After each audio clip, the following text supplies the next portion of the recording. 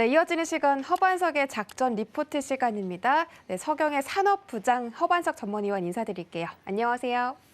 네, 안녕하세요. 네, 반갑습니다. 자, 이번 주 업종 어떤 업종일지 바로 살펴볼게요. 네, 오늘의 업종 리포트는 디스플레이입니다. 디스플레이 방향성을 체크하자라고 나와 있는데 이 산업의 방향성을 늘 강조해주고 계시는데 이번 주에 디스플레이 업종 방향성은 어떻게 보면 좋을까요? 네, 이번 주는 디스플레이를 살펴볼 건데요. 디스플레이 중에서도 중심은 이제 OLED다라고 좀 말씀을 드릴 수 있을 것 같고요. 그간 시장에서 산업의 방향성과 성장성, 이것이 만났을 때에 계좌의 수익으로 돌아올 수 있다라는 이야기를 좀 드렸었습니다. 오늘은 11월 23일 키움증권 발간 리포트를 중심으로 디스플레이 산업의 방향성과 시장의 성장성 좀 확인을 해보려고 합니다. 그간 시장 이야기를 조금 말씀을 드리면요. 순환매라고 좀 정리를 해볼 수 있을 것 같습니다. 컨텐츠, 게임, 메타버스, NFT, 그리고 반도체, OLED까지 조금 말씀을 드릴 수 있을 텐데요.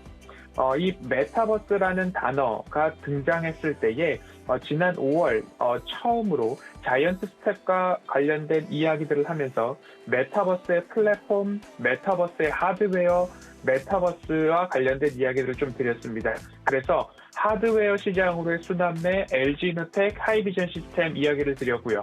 OLED 소재 쪽으로서는 덕산네오루스, 덕산테크피아, 그리고 나서 OLED 그리고 통신 장비, 반도체 이야기들을 하나하나 작전 리포트 시간을 통해서 산업에 대한 말씀을 좀 드렸는데요.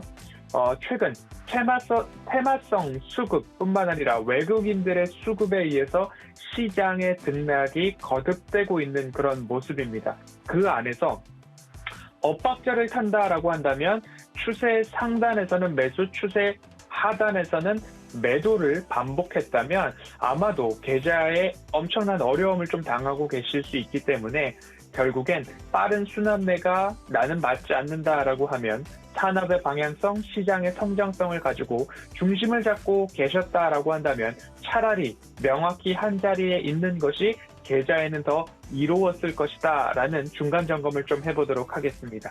10월부터 추위에 대비하면서 섬유의복, 한세실험 말씀드렸고요. 카메라 모듈 말씀드리면서 삼성전기와 파트론 말씀을 좀 드렸습니다.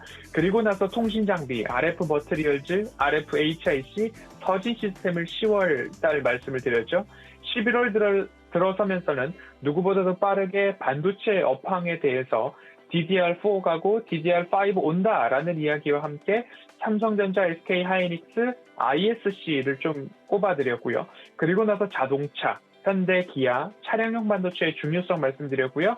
그리고 나서 금융주의 추세 하단에서 KB금융, 신한주주, 기업은행 좀 말씀을 드렸습니다. 결국 산업의 방향성, 시장의 성장성, 그리고 차트상 저위험 구간이 만났을 때 매수 타이밍이고 그리고 수익률도 안전하게 될 수 있다라는 이야기를 드렸습니다. 이번 주에는 디스플레이 업종을 좀 말씀을 드릴 텐데요.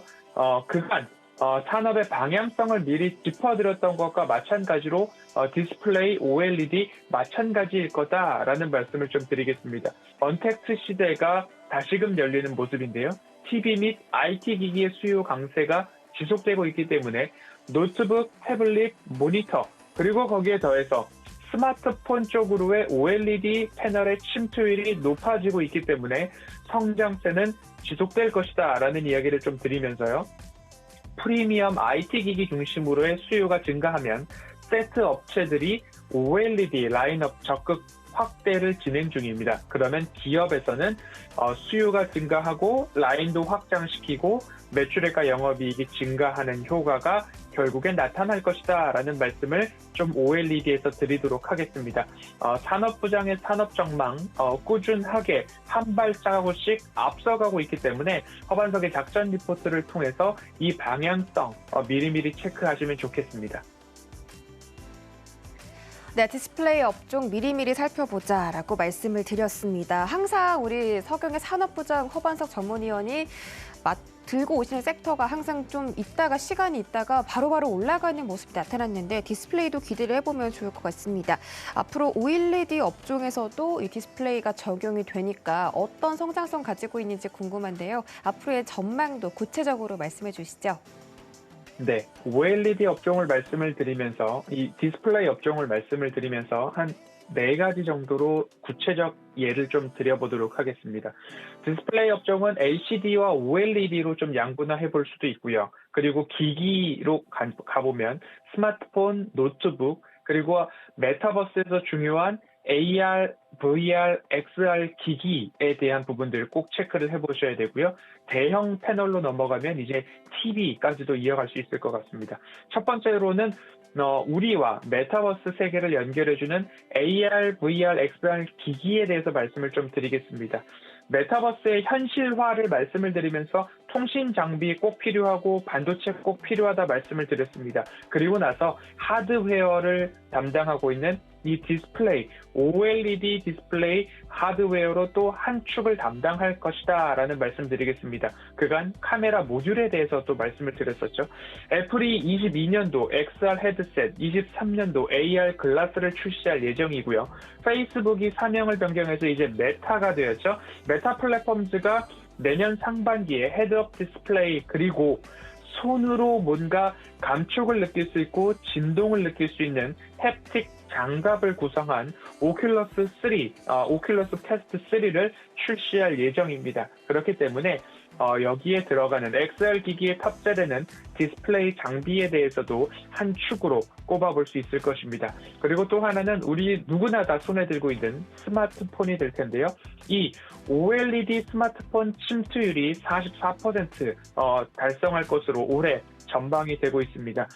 스마트폰 출하량은 전년 대비 5% 증가가 전망되고 있지만 OLED 스마트폰 출하량은 전년 대비 33% 성장할 것으로 전망이 되고 있기 때문에 스마트폰의 출하량은 5% 수준이지만 스마트폰의 패널 OLED가 중추가 될 것이다 라고 생각을 해보시면 좋을 것 같습니다. 아이폰이 쏘아올린 OLED 성장이라고 말씀을 드릴 수 있을 것 같은데요. 아이폰 12 시리즈, 13 시리즈 전 모델에 OLED 패널이 채용되고 있고요. 아이폰을 제작하는 애플사의 OLED 침투율은 80%를 넘어가고 있다라는 말씀을 드릴 수 있고요.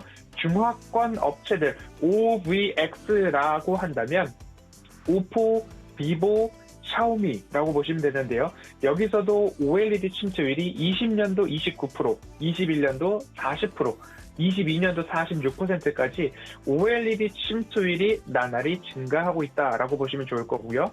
그리고 노트북입니다. 노트북은 스마트폰 화면보다 노트북 화면이 크기 때문에 면적 기준으로 본다면 내년도 스마트폰 4,500만 대에서 5,000만 대의 출하 효과가 나올 것으로, 그래서 22년도 노트북 패널의 출하량은 전년 대비 62% 성장한 약 905만 대가 전망이 되고 있고요.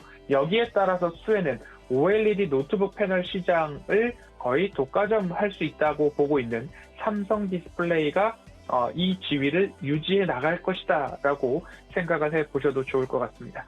끝으로 이제 조금 더 노트북보다 커진 대형 OLED TV 시장에 대한 전망입니다.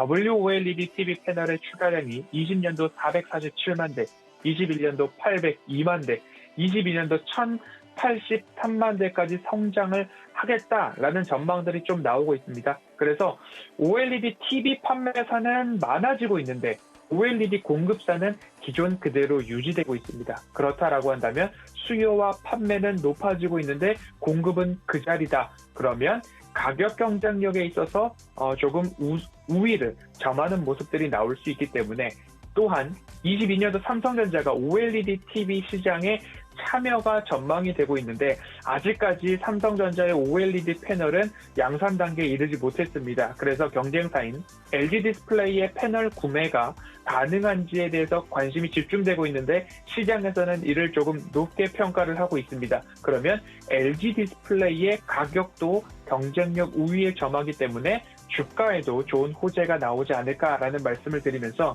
이 OLED 시장, 산업의 향후 방향성, 시장의 성장성, 여기에 대한 청사진을 오늘 좀 말씀을 드린 것 같습니다. 그래서 이번 주 디스플레이, OLED 업종 중심으로 우리가 주목해 볼 만한 기업들이 어디가 있는지 하나하나 작전 리포트를 통해서 이어가 보도록 하겠습니다.